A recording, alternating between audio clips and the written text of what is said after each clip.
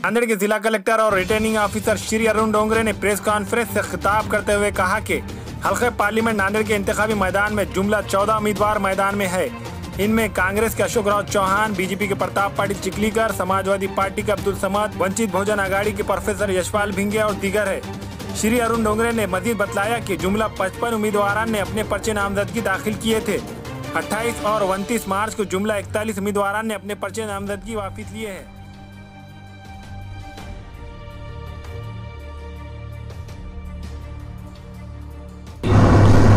चुनाव का ऐलान पहले हो चुका था।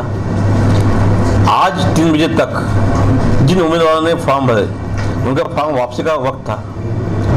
आपको मालूम होगा कि जब स्क्रूटिनी के वक्त जो फाइनल स्क्रूटिनी होगी उसमें 55 उम्मीदवार के कैंडिडेट खड़े थे।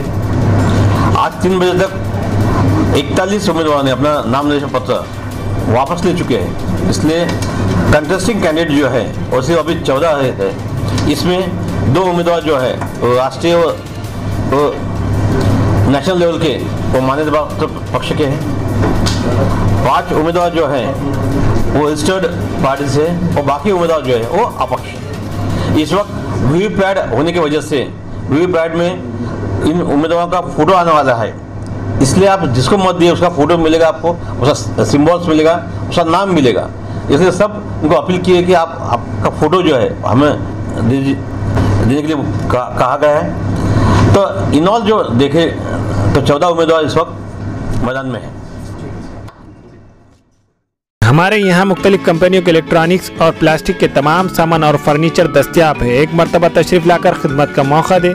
प्रोपराइटर हाफिज मदरुल्लाह बेग, अदर Baig, Albarkat home appliances, furniture and electronics, टायरबोर्ड, देगलू नाका, नांदेड़।